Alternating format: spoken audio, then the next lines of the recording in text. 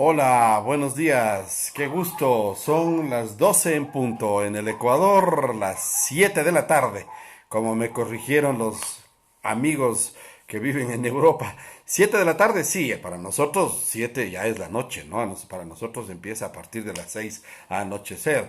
Allá hay luz todavía, así es que a mí me pasó una anécdota, nos confundimos con la luz del sol de la hora, ya he de contar algún rato estando en Madrid.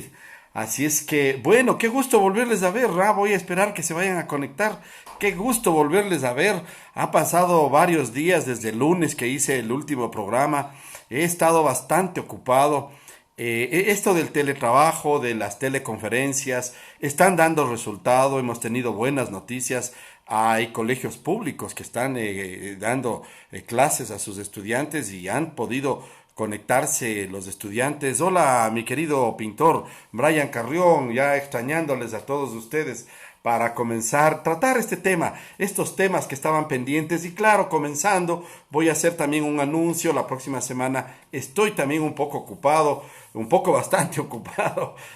La garganta se me afecta con las conferencias que hay que dar. He estado en reuniones de 3 y 5 horas, entre las cuales he dado conferencias, un mismo día 2 conferencias. Y entonces, pues ya, eso también, para no ser irresponsable ni con lo uno ni con lo otro, pues he salido este viernes. Qué gusto, ya me estaba extrañando también poder conversar de estos temas de la historia. Y hoy, 8 de mayo, primero en el tema personal, mi hijo Adrián cumple años, así es que un feliz cumpleaños. En el encierro ya le hemos celebrado. Pero bueno, y el 8 de mayo pues es el show, el cierre del show de el final de la Segunda Guerra Mundial. Mayo es un mes que para los ecuatorianos, para la historia política de los ecuatorianos, tiene bastantes fechas importantes, partiendo del 1 de mayo, ¿no? Partiendo del 1 de mayo. El 24 de mayo, que es una de las fechas, quizás la más importante, con esa se sella la independencia de este territorio, que luego pasa a ser el departamento del sur de Colombia y luego se independiza de Colombia y se convierte en la República del Ecuador. Primero en la República del departamento del sur de Colombia y luego, por la acción de Olmedo, se llama República del Ecuador. Bueno, pero eso vamos a conversar. Tengo un tema, se me han acumulado los temas, así es que estaba con mucha ilusión revisando el material, ahora que tuve un poquito de tiempo, a pesar de que estoy entre conferencias y conferencias, tratando de hacer con ustedes. Qué gusto, William Macas, qué bueno que nos podamos conectar. William está haciendo unas publicaciones, me mandó unos videos muy importantes y precisamente de este tema.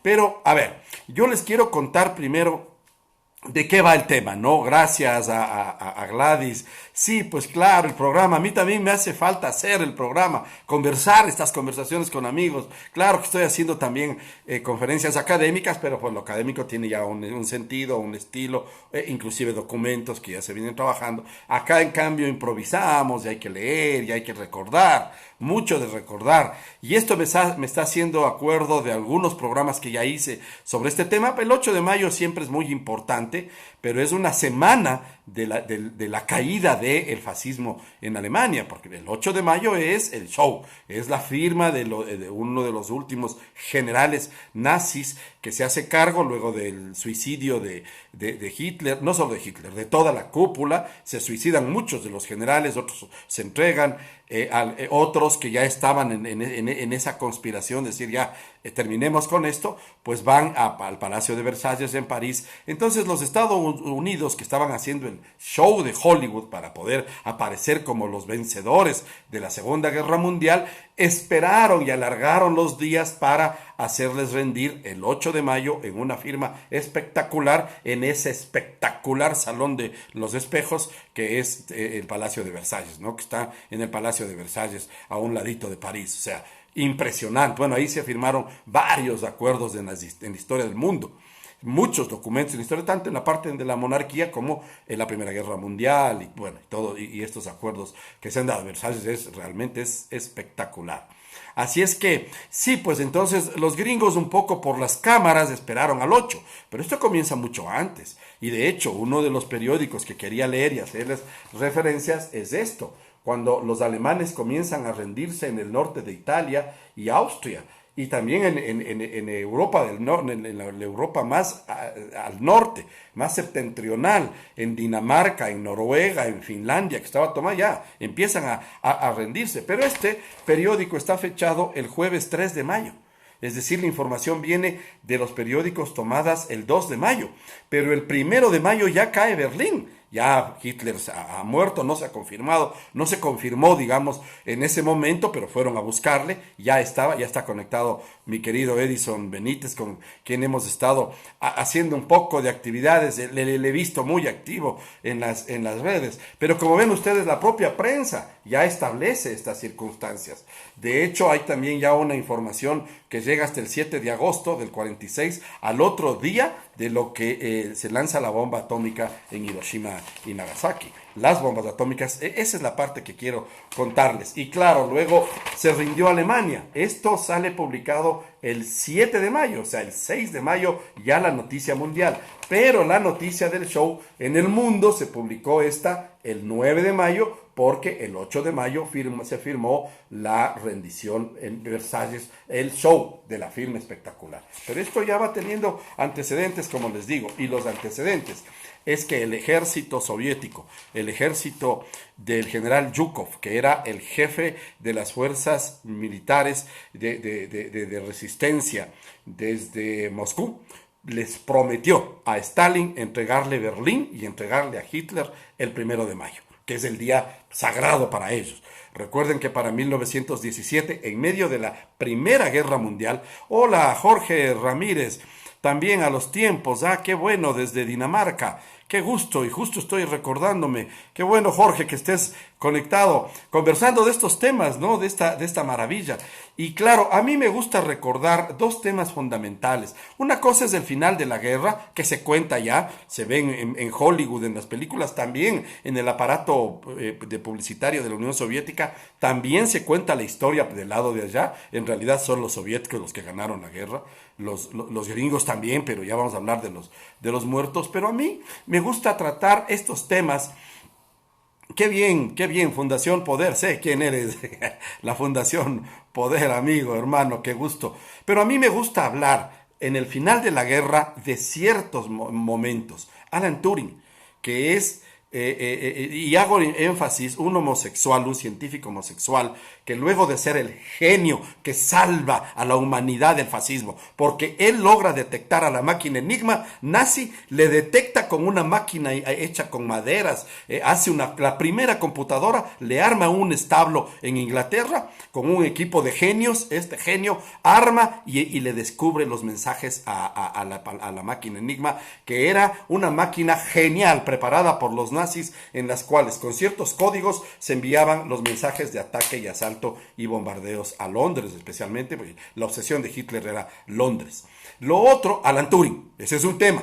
Y de ahí, de la muerte de Alan Turing, viene el símbolo de la manzana mordida, porque a él le castigan, después de ser un héroe, le castigan en Londres, diciéndole que por homosexual le van a revertir su vicio, y le empiezan a inyectar hormonas para que se convierta en hombre, y realmente le causan un mal físico que le terminó. O sea, al héroe al que salvó, a la mente brillante que salvó a la humanidad, le torturaron castrándole químicamente, y él, harto de eso, un día tomó una manzana, inyectó con una jeringuilla cianuro y mordió. Cuando los investigadores fueron a verle, él estaba caído en el suelo y a un lado una manzana mordida. Steve Jobs toma el símbolo de la manzana mordida para luego hacer el símbolo, el ícono de su empresa. El fundador, ese genio, la mente que salvó a la humanidad del fascismo, se llama Alan Turing. Y era homosexual. Y en Londres, los muy serios e hipócritas londinenses, con Churchill a la cabeza, ordenaron castrarle químicamente al genio. Hay otra historia que les voy a contar, una referencia muy bonita por el término que es, realmente se ha hecho una obra de teatro. En Dinamarca, entiendo, no sé, Jorge, la habrás visto alguna vez. Hay películas de lado y lado de la CIA, de los alemanes y de los soviéticos. La guerra entre un beisbolista, agente de la CIA, genio también, muy inteligente, que entendió la física, un jugador de béisbol, Moe, ya les voy a dar los datos, Moe Berg, y el Werner Heisenberg. el genio de la física que se queda, hay un grupo de físicos que para 1928 en Solvay hacen una reunión y una foto espectacular de los físicos, porque la Segunda Guerra Mundial en realidad es una guerra. Hola Marta Alicia Cisneros, desde México, gracias, qué gusto, los hermanos y las hermanas y los amigos que están en México por distintas circunstancias, saben cuánto nos queremos y nos apreciamos y el trabajo que habíamos hecho. Entre Moe y Heisenberg hay una identidad porque a Moe le convierten en agente de la CIA y le ordenan matar a Heisenberg el momento en que en medio de una conferencia sobre física nuclear, él oiga en el discurso de que Heisenberg está a punto de descubrir cómo utilizar la energía atómica enriqueciendo el uranio para utilizarla contra los Estados Unidos y contra Inglaterra, tenía un revólver, le dispare en esa reunión. Y sucede que escucha el discurso y decide no matarle. Se hacen amigos. Hay una película, hay una obra de teatro, hay libros, Moe y Heisenberg. Ya les voy a contar. Y en Noruega hay un espectáculo.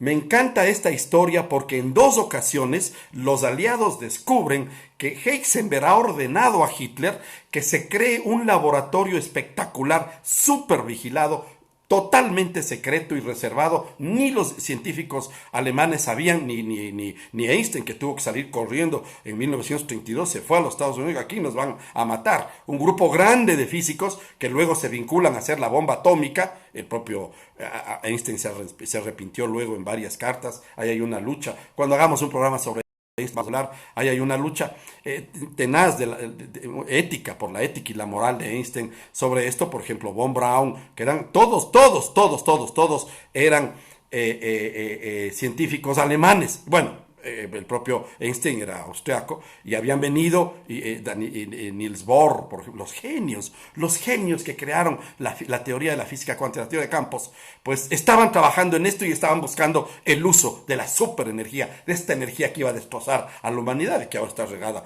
por todo el mundo y varios países tienen energía nuclear. Todo esto se genera porque Heisenberg dice, la forma, no entiendo, si estuviera Einstein aquí me podría explicar, pero no entiendo por qué cuando disparo un electrón para enriquecer el uranio, le destruye. Necesito que el electrón vaya más despacio para poder dirigir y enriquecer el uranio. Ese es el término.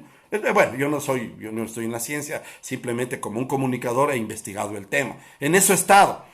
Pero entonces, ¿qué es lo que decide? Dice, voy a crear agua fuerte, que es H2O2. En la humanidad no hemos podido crear agua. El agua el agua es extraterrestre. El agua en nuestro planeta. Y se ha sido utilizado, es la vida, nos sigue dando la vida, se evapora, vuelve a caer, las fuentes naturales siguen generándonos agua, seguimos diciendo. En laboratorios, no sé si realmente alguien ha hecho agua en la tierra, en laboratorios en la tierra, pero el agua fuerte sí, es enriquecerle. ¿Qué significa? Que es agua pesada para que el electrón vaya más lento y al ingresar, al hacer el contacto con el núcleo de uranio que estaba enriquecido, pues vaya a generar esta energía que estaban esperando. Lo que sí hicieron en el proyecto Manhattan en el desierto en Estados Unidos. Lo que sí hicieron. Ahí encontraron otros métodos. Pero para esto construyen una fábrica de agua fuerte en Noruega. Y los aliados entienden esto, descubren esto y 2 veces planifican destruir. Y las 2 veces hacen intentos. La primera es con paracaidistas. Mandan paracaidistas para que lleguen al sitio, les sueltan desde el avión allí para que no les echen abajo, se infiltren con la ayuda de alguien adentro también y hagan volar el primero. Les va mal porque el avión se pierde, cae muy lejos. Además, los soldados que fueron eran de distintas nacionalidades diferentes a los noruegos, entonces no tenían interés, no se perdieron en el campo. Cuando vieron que estaban perdidos, no sabían ni dónde estaban, dijeron, ahí queda la pendejada, retiraron y ahí quedó la misión. Y no se les volvió a encontrar. En el segundo plan que hacen, dicen, no, pues, qué tontos que somos, mandemos noruegos. Y entonces mandan a soldados que estaban entrenándose en Inglaterra y les dicen, a ver, ustedes, su plan es esto, van a ir, van a caer en paracaídas, van a entrar a este castillo, era en un castillo donde hicieron el laboratorio, van a poner bombas, van a poner dinamita y le van a volar al castillo. Y lo hacen. Y Heisenberg se queda sin el agua fuerte y no puede hacer la bomba atómica. Todo esto tenía que descubrir Moe. Estoy llegando al final de la Segunda Guerra Mundial, por eso quiero contarles. Entonces, pero, ¿cómo comenzó esto? Porque todo final tiene un comienzo. Así es la humanidad, así son las leyes de la física, a toda acción hay una reacción. Ahora que estamos hablando de estos principios, yo hablo solo lo que he leído, no es que conozco ni entiendo para nada. El propio Richard Feynman, este famoso científico que estuvo en el equipo de Manhattan con el científico von Braun y que ayudó a desarrollar la bomba atómica, Feynman decía, no, pues solo hay la física cuántica tiene tal estructura y tal complejidad que en el mundo nadie entiende la física cuántica. Si usted cree que entendió la física cuántica, no la entendió. Eso decía él. Y Einstein decía, solo 12 personas en el mundo entienden la física cuántica. Y yo no soy una de ellas. Decía. Aquí tenemos uno que sí entiende la física cuántica y que debería explicarnos. ¿Cómo comienza esto? Con una mentira. El 31 de agosto de 1939, en el marco de la operación Himmler, el creador de las SS, de esas satánicas, miserables y terribles fuerzas de represión y tortura, cuando media docena de miembros de la SS, fingiendo ser alborotadores, se disfrazaron. Vean estas estrategias, no. Aquí también hicieron lo mismo, haciéndose pasar por comunistas. Irrumpieron por la fuerza en la emisora de radio Gleiwitz, una región de la Alta Silesia, en Polonia, disparando al aire. Los asaltantes redujeron a los 3 empleados y a un policía que estaban allí en esos momentos y lanzaron violentas proclamas en contra del Führer y del Tercer Reich. Eran los mismos hombres que antes habían iniciado hace un año un mismo atentado colocando una bomba en la estación ferroviaria de Tamow en Polonia.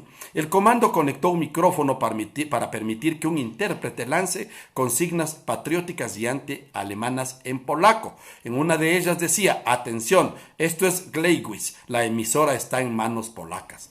Para hacer que la escena fuera aún más creíble, llevaron hasta allí a un nacionalista polaco que estaba detenido, a un verdadero nacionalista polaco al que la SS había detenido, miren los falsos positivos, al que la SS había detenido un día antes, llamado Franz Honeck, un agricultor de 43 años, el cual fue seleccionado tras haber participado en alguna revuelta. Lo arrastraron hasta allí, absolutamente drogado, y nada más llegar le pegaron un tiro en la puerta, dejando su cadáver a la vista de todos. Para que no haya confusión posible, le habían vestido con un uniforme del ejército polaco que previamente habían robado. Los falsos positivos de Colombia, ¿no? Prácticas de Himmler, de la SS, de Hitler, no. Perdió en la Segunda Guerra Mundial, el 8 de mayo se firmó la derrota del fascismo de Hitler, el fascismo alemán, para decirlo de alguna manera. El fascismo no ha muerto. Y me acuerdo una frase de Umberto Eco, que decía, el fascismo no es obligar a callar, el fascismo es obligar a decir. Te dicen un discurso y tienes que repetirlo. El Heil Hitler, por ejemplo. Bien, y claro, para esto después subieron el cadáver de Franz Onyok a la sala de retransmisión para tomar las fotos que saldrían publicadas en los periódicos. El 31 de agosto de 1939, respondiendo a este atentado, media docena de los miembros de la SS fingieron ser estos alborotadores que tomaron la radio Gleiwitz lanzando las consignas. Y con esto Hitler justificó la invasión a Polonia. Y ahí comienza, así comienza. ¿Y cómo termina? Con este repliegue. ¿Pero qué hay en el intermedio? Bueno, ya estamos hablando de estas circunstancias que son más bien técnicas, ¿no? Y científicas, pero hablemos un poquito de los muertos. Debido a que el nazifascismo tenía una obsesión con la raza humana, es decir, creían que eran ellos el pueblo elegido. De hecho, Hitler era pequeñito Y alguna vez, ya, en tanta investigación, se le determinó que también tenía origen. María Patiño, qué gusto, María, que estés presente. Verónica Monroy, la sangre pura, ¿no? La sangre pura. Ahí viene esta teoría. Y además el comunismo. Más allá de que Hitler había hablado con Stalin y se habían puesto de acuerdo de no atacarse y de repartirse ciertos territorios, la obsesión de Hitler era también el control de ciertos territorios, bueno, de la propia Europa. Jorge Enrique Adún tiene una anécdota en un libro que habla sobre es la historia de la esencia de los ecuatorianos y dice, yo en una conferencia en Italia me reuní y fui a dar una conferencia y con lágrimas en los ojos dije, mi país, mi patria, mis pueblos ancestrales han sido invadidos 3 veces en el mundo, en la historia de la humanidad, primero los incas, luego los españoles y ahora la penetración cultural de un imperio a través del consumismo, del capitalismo y todo. Una historiadora italiana que estaba al lado mío, viéndome emocionado, me pidió que me calmara y cuando le tocó a ella dijo, yo lamento lo que le ha pasado a la historia del compañero, a la historia del Ecuador, pero Italia ha sido invadida 17 veces, borrada del mapa y la última fue reciencito, ahorita en la Segunda Guerra Mundial, cuando dividieron los territorios y todo eso, y nos cambiaron hasta los nombres, las ideologías, el Duce, el Duce, el fascista también, pero más radical que Hitler todavía. Pero ¿por qué se dan estos liderazgos tan fuertes? Mussolini, Franco en España, Hitler, bueno, Hirohito, el emperador en Japón, siempre habían tenido ellos tenían ya emperadores históricamente. ¿Por qué? Porque de la Primera Guerra Mundial nace un mal acuerdo firmado contra Alemania para repartirse las regiones ricas, regiones muy productivas, regiones muy hermosas, inclusive para el turismo, para la difusión, para vivir. Y entonces toda esta ambición hace que se va consolidando cuando llega Hitler en 1930 a ser influyente ya en la Alemania, recuperada ya la Alemania entre 1919, que se firma la rendición de Alemania en la Primera Guerra Mundial, hasta 1932, la efervescencia del nacionalismo. Lo mismo pasa en Italia, lo mismo pasa, y aquí también estaba pasando. Aquí hay una historia media rara que hay que contar, porque hay agentes japoneses que quieren penetrar al Perú y al Ecuador, y un grupo, por ejemplo, de japoneses, de espías japoneses que no se sabía, medio se estaban descubriendo sus investigaciones, llegan por Tulcán. Y da la casualidad de que un grupo que se suponía espías japoneses en la Segunda Guerra Mundial, en la década del 40, se quedan inclusive en Tulcán, se quedan en Bogotá, se quedan en Popayán, se pasan al Perú. Aquí no entraban porque como ya estábamos en la guerra, ya los Estados Unidos, a sus aliados, aquí les habían dicho cuidado. Pero nosotros entre Ecuador y Perú, acuérdense que nos estábamos dando de balazos. En el 41, cuando está en medio de la invasión en Europa, nos invade el Perú, aprovechando. Sí decían que el Perú era más simpatizante de la Unión Soviética que de los propios Estados Unidos. Por una razón, a Galápagos siempre le brilló el ojo al Perú y Perú quería Galápagos, pero los Estados Unidos dicen, cuidado, si los japoneses van a querer con la ayuda de los chinos o la ayuda de los rusos en algún momento venir a hacernos daño a nosotros, van a utilizar Hawái y van a utilizar, Hawái lo utilizaron, ¿no? Para la invasión del 7 de septiembre de Pearl Harbor. Entonces, cuidado con Galápagos, que está en la misma línea, está en el mismo camino, vigilamos esta parte del Pacífico, una base militar. Por 100 años, no les aceptamos 100 años, como el Canal de Panamá. Por 100 años, perfecto, base militar. Hay un reportaje de Discovery Channel en el que se cuenta a los sobrevivientes, a los soldados que estuvieron aquí en Baltra, en la isla de Baltra, donde cuando se fueron, porque no les aceptamos seguir con Pepe Co, que conoce esto en Galápagos, se fueron bombardeándolo y ustedes ahora como visita turística van a ver el basurero, hicieron una rampa de cemento, yo de ahí uno de los buzos, de los guías turísticos que me llevaron con mis hijos que nadan muy bien, pues se hundieron y me regalaron varios detalles. Tengo balas de la Segunda Guerra Mundial que están en el basurero en la isla de Baltra. Ahí me regalaron varios recuerdos, una botella de whisky, también, bueno, conversando con él, bueno, maravilla, o sea, ya podría hacerme mi propio museo, pero lo que decían, lo dicen en este reportaje de Discovery, es que para practicar, pues estaban aburridos, no había nada que hacer ahí, disparaban a las ballenas y a los tiburones tigre, que eran los blancos más grandes, les disparaban con las metrallas desde los aviones. Iban por los aviones, hacían ejercicios, hacían piruetas y buscaban un blanco, asomaba una ballena y le disparaban. Eso hacían los gringos. Entonces el Perú, molesto con esto, nos invade. Nos invade la Amazonía, aprovecha para zanjar el problema territorial en medio de esto. Bueno, estábamos hablando de los muertos. Debido a que esta ideología tenía una bronca también contra los comunistas, la guerra fue orden de invadir y la batalla de Stalingrado, bueno, Petrogrado, San Petersburgo, Stalingrado. Stalingrado es ahora la ciudad de San Petersburgo, en donde está el museo más importante del mundo, el Museo del Hermitage. Es el museo más hermoso que hay en el mundo, y ese se jugó en esos momentos porque era el objetivo, no solo el objetivo de Hitler, también fue de Napoleón, y el general Invierno le derrotó. Esos soviéticos, esos rusos, ventana a ventana, casa por casa. Hay una película, vean, la batalla de Stalingrado. ¡Qué bestia!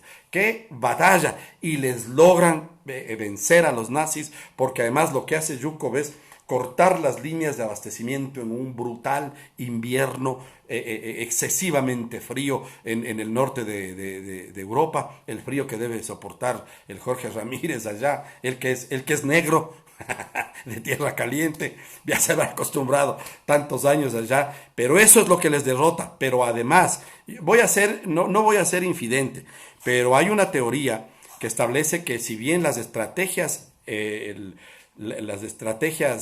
dice Verónica Monroy que a las iguanas terrestres eliminaron en Baltra, sí, les molestaban, hicieron lo que les dio la gana. Los alemanes eran muy hábiles estratégicamente, o sea, por eso pudieron invadir y controlar tantas sociedades, y además ese control psicológico social del fascismo es lo que les dio éxito, ese despliegue monumental de las grandes pancartas, de los rimbombantes desfiles, viendo el poderío y todo eso, utilizado por Hitler, dominaba psicológicamente y con el hambre. Lo peor que pudo hacer Hitler fue cortar la alimentación. Mató de hambre a pueblos enteros mató de hambre Hitler. Entendió que lo peor que le pueden hacer a un hombre es humillarse por alimentos. Y entonces él entendió, y por sed y por agua, ¿no? Y lo que hizo es, vean ustedes esas terribles imágenes que hay de los campos de concentración en donde son esqueletos humanos, ¿no? Apenas con un hálito de vida para parecer una fotografía dramática. Entendieron los fascistas que el hambre es lo que mata la dignidad primero.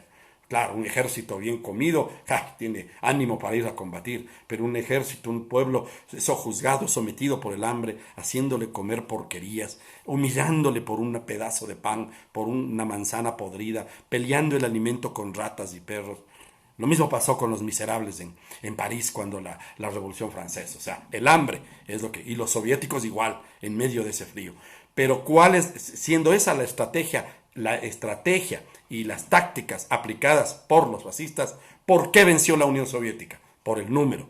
No les va a gustar mucho esta teoría, pero yo soy de los más afines a creer que también el general Yukov y toda la planta de los generales comunistas que dirigían desde Moscú utilizaron la masa. Es decir, a Hitler se le venía por una colina, se le venían 200 soldados y ellos estratégicamente ubicados defendían una colina con 20 alemanes. Venían 200 y morían, venían 200 más y avanzaban 20, venían 200 más y llegaban 30, morían 200 más y avanzaban 50, llegaban 200 más. Habías matado a 1000 rusos, a 1000 soviéticos, pero 100 ya habían llegado a rodearles la colina. Así fue.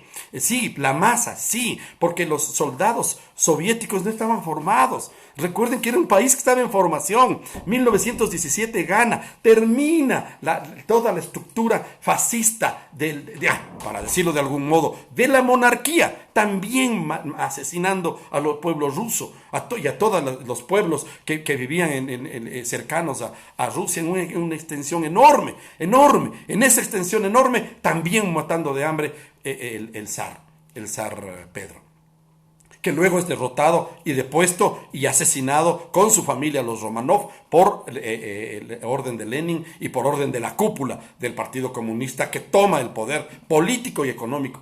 Pero van reconstruyendo una sociedad, pero y entrenan un ejército y van preparando ese ejército. Entonces los soviéticos lo que hacen es preparar en la moral y decirle esto se defiende, porque aquí ahora todos tenemos derecho a comer, a la educación, a vivir. Esto se defiende en los territorios en Alemania. Así es que nos vamos para allá. Entonces a duras penas tenían entrenamiento militar, armas. Mientras tanto los Estados Unidos estaban muy cómodos. Ellos estaban peleando una guerrita con el Japón.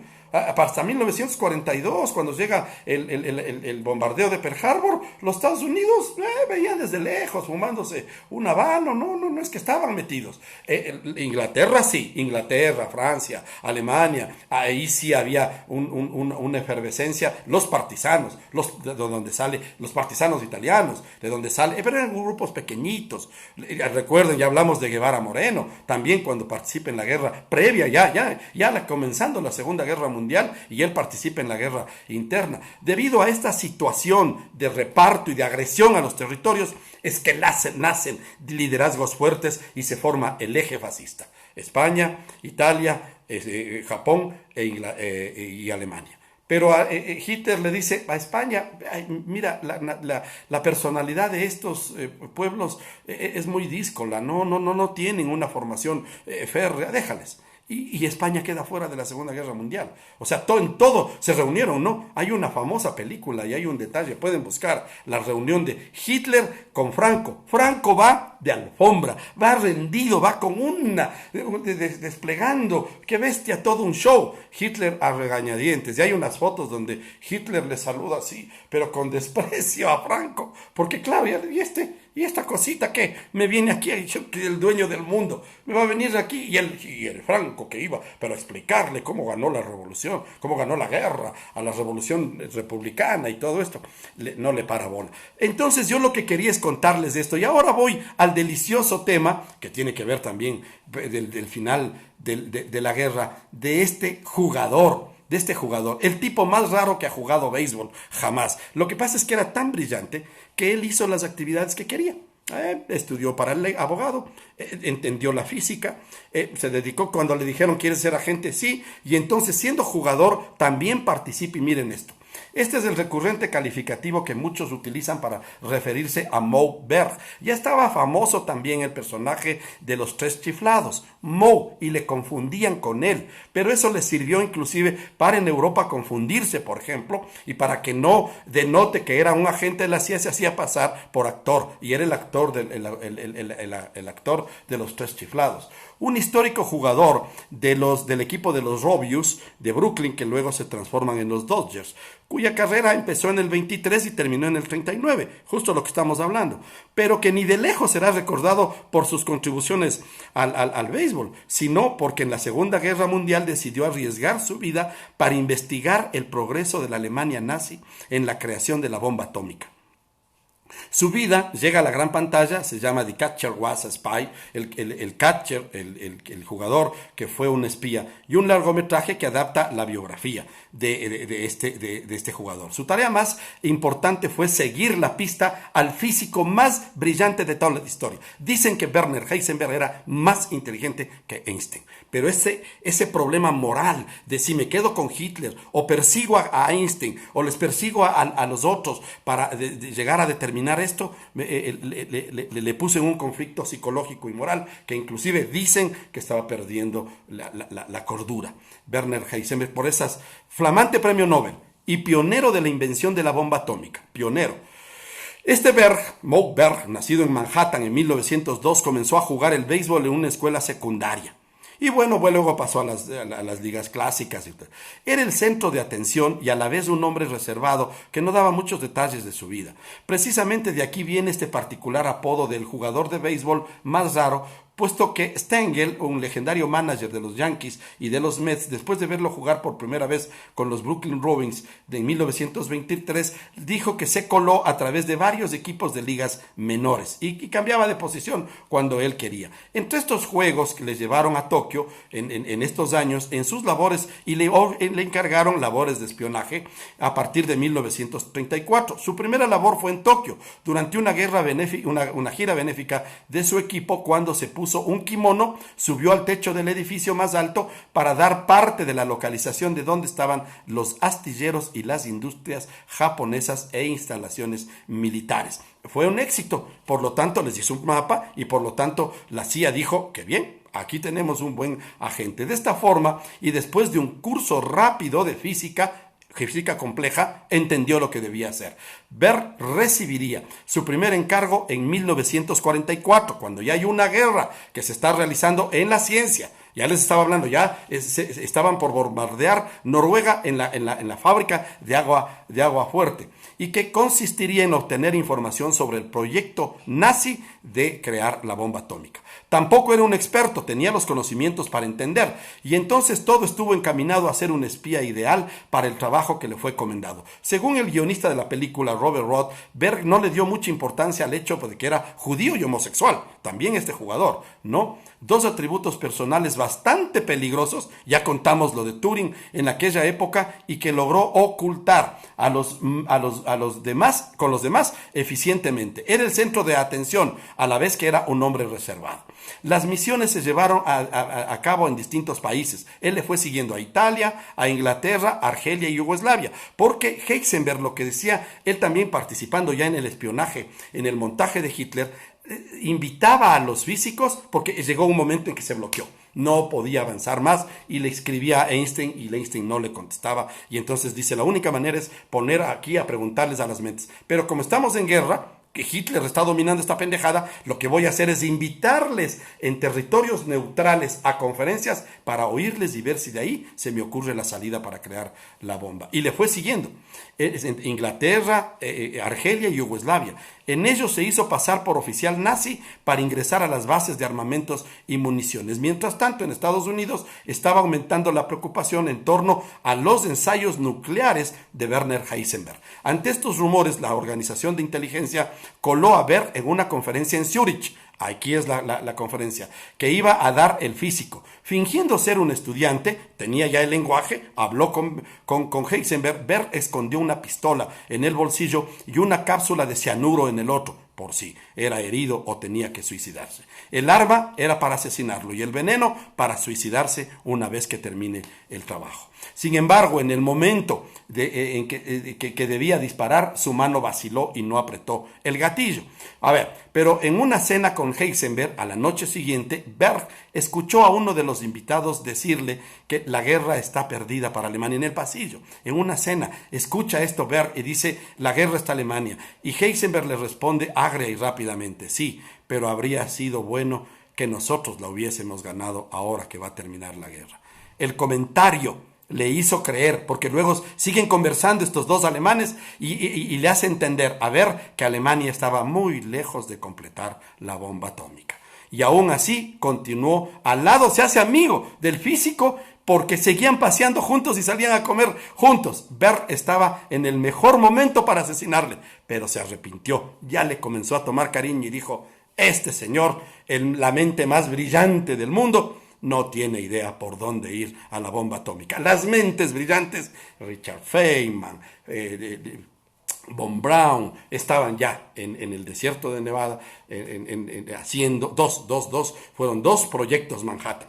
En los dos, el uno se quedó retrasado y el otro fue el exitoso. Eso hemos de hablar cuando llegue la guerra mundial. Digamos el fin de la guerra mundial con la bomba atómica, que es el 6 de agosto. Pues esto es lo que quería contarles, pero además hacer una referencia. La obsesión de Hitler, como la obsesión de todo militar, de todo aquel que dirige huestes para triunfar militarmente en un ataque, era crear bombas. Con una bomba que normalmente por la estrategia la bomba era que haga contacto con el suelo, explote, emita una onda de energía y de calor, y esto te queme, te mate, le llenas de esquirlas, de clavos, de puntas, de bolitas que son las balas, de plomo, de lo que tú quieras, y este principio es el que querían utilizar. Pero lo otro es que para llegar a ponerte una bomba en tu casa, tengo que ir a tu casa. Y tú te vas a defender, pues, y no me vas a dejar llegar. Entonces, ¿cuál era el pensamiento? Cohetes. Entonces, los cohetes debían llevar la bomba hasta los sitios, y de hecho, la primera estrategia científica de Hitler fue los cohetes, el lanzamiento de cohetes, y llegó a desarrollar el B-2, que es el antecesor del proyecto Apolo y de los proyectos Gemini, que es el primero, y de los rusos, de los soviéticos, el proyecto de las lanzaderas que ellos crearon para lanzar los primeros. Bueno, los soviéticos le ganaron a los Estados Unidos la carrera espacial con su proyecto de todo. Había una estación que se llamaba la Mir. Mir significa paz en ruso. Y entonces le pusieron para darles bronca a los gringos, y los gringos, la objeción fue lo que dijo Kennedy antes de que le asesinen en el 63. Antes de terminar esta década de los 60, estaremos con un hombre en la luna, y su obsesión fue esa. Los soviéticos, en cambio, pusieron un perro, un mono, Valentina Tereshkova, Yuri Gagarin, el primer satélite Sputnik 1, el Sputnik 2, mandaron moscas. Hicieron, y hasta ahora, los astronautas que van a la Estación Espacial Internacional y cada 3 meses van y vienen, salen desde la lanzadera de Baikonur, ahora ya no es la Unión Soviética, salen desde Kazajistán, creo que es la república desde donde sale la lanzadera de los cohetes rusos. Hasta ahora, o sea, los soviéticos les ganaron la guerra. ¿Ganaron la Segunda Guerra Mundial? Sí, pusieron 26 millones de muertos. Eso es lo fundamental que quería contarles, porque lo de los muertos también. O sea, ¿cómo es que sucede que esto estaba pasando? A ver, en el frente oriental, así se les llamaba al frente de los estados de donde estaba la Unión Soviética, cuando detienen el avance de Hitler en Stalingrado, en esa batalla casa a casa, esquina por esquina, poste por poste, hubo combates de cuerpo a cuerpo, cuchillo a cuchillo, se mataron ahorcándose, se mataban a piedrazos, era una batalla salvaje. Einstein decía, yo no sé cómo será la Tercera Guerra Mundial, pero la cuarta va a ser a palos y piedras. Así se peleó Stalingrado, es épica la batalla de Stalingrado. 26 millones de soviéticos perdieron la vida en la Segunda Guerra Mundial. 26 millones. 2 veces lo que sería la población del Ecuador. 6.5 millones de alemanes y de los aliados del eje. 6 millones de polacos. Casi la mitad de la población. La mitad de la población de Polonia fue asesinada. Esto es lo que se... Más del 60% de las víctimas de esa guerra en todo el mundo pusieron los polacos. Se estima que en el frente oriental murió el 73% de los soldados alemanes. O sea, fueron más eficientes los soviéticos en asesinar alemanes. 73%. El otro, el 27%, murió en el lado de Alemania, del lado de la Alemania que estaba controlada por los Estados Unidos y por los aliados, por los ingleses y en Francia. O sea, menos los soviéticos asesinaron más fascistas en todo, pero en Hollywood ganaron los gringuitos. Solo en Bielorrusia, Ucrania y Polonia, más del 20% de las poblaciones de estos luego se convierten en países, fueron asesinadas. La población civil fue asesinada. Entonces, ¿cuál es el éxito de la Unión Soviética? La masa. Más que la estrategia. Entonces, a tomarse esa colina, y vamos. El alcohólico de Winston Churchill, el vanidoso de Montgomery y de Eisenhower, que eran los que estaban dirigiendo las huestes, y el general Patton de los Estados Unidos y de los aliados, toman la misma obsesión cuando deciden invadir Francia en el día de... Todos los estrategas del mundo dicen que fue la peor estupidez del mundo, porque era desde las colinas llegar con barcos para que los soldados aliados pudieran bajar corriendo a la playa y desde arriba recibirlo. Así fue. Pero dijeron, por ahí entramos, Por ahí entra Normandía, las playas de Normandía, el día D. Pero esa es otra historia que hemos de contar porque ahora estábamos haciendo relación al final de la Segunda Guerra Mundial. Lo que les decía. El regalo que sí le hace el general Yukov a Stalin es poner esa famosa foto. 3 soldados soviéticos ponen la bandera comunista, la bandera roja, con la hoz y el martillo, sobre el edificio del Reichstag, que es el edificio del Parlamento alemán en Berlín, diciendo, llegamos, tomamos. Días después, esto es el 1 de mayo, ya cae Berlín, ese lado de Berlín. Los otros, los aliados van llegando y llegan apuraditos, los estadounidenses, a ponerse para la foto. Y claro, son los estadounidenses los que se supone que descubren el sitio donde se suicidó Hitler, el búnker y todo, y comienzan a hacer las películas y todo lo demás. Y el 8 de mayo llevan detenidos a todos los generales nazis que ya se rindieron a París, a Versalles, y les hacen firmar esta que es de las portadas más espectaculares del mundo. Sí emociona porque era la victoria del mundo, ¿no? O sea, todos los periódicos se pusieron de acuerdo y ese día, esta es de una edición del diario El Comercio,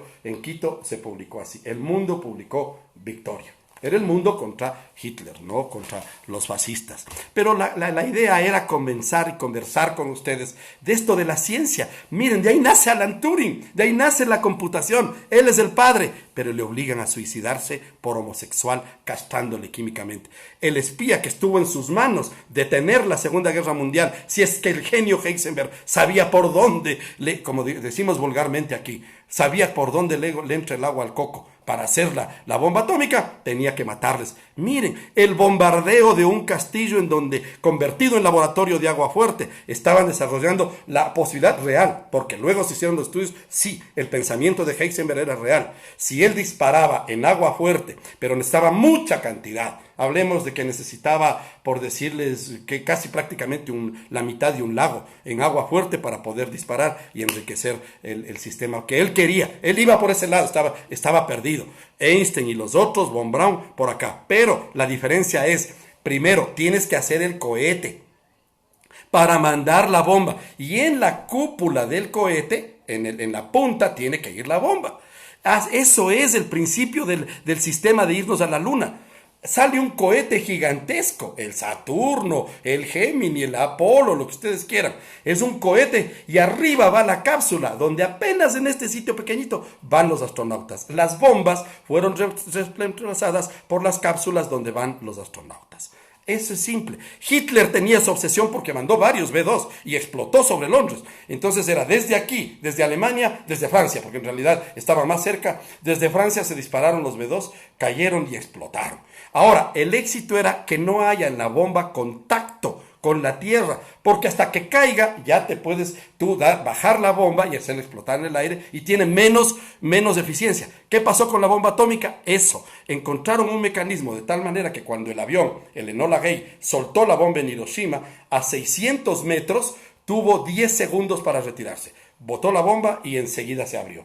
Y mientras la bomba va cayendo, el mecanismo hace funcionamiento. Y cuando va llegando a una altura determinada, no es que la bomba atómica explotó en el piso, explotó dándose contra la tierra, no, explotó en el aire y por eso es que el desastre fue mayor. Pero eso es otro cuento, esa es otra historia. He venido, volví este viernes, qué gusto haberles tenido, pero qué pena tener que retirarme. Les ruego que me disculpen, pero la próxima semana estoy también atorado con varias actividades que son mi obligación cumplir. No es una obligación, digamos, forzada. Estoy encantado de hacer ese trabajo con estudiantes universitarios, dándoles la capacitación. Ha sido emocionante utilizar también, yo también aprendiendo este mecanismo, así es que pues yo lo que quería es ponerme en contacto. Les ofrezco en 8 días. Perdón por la demora, sé que hay aquí amigos fieles que están conmigo, me escriben y me dicen, vea, a veces no he tenido tiempo ni de contestarles las llamadas,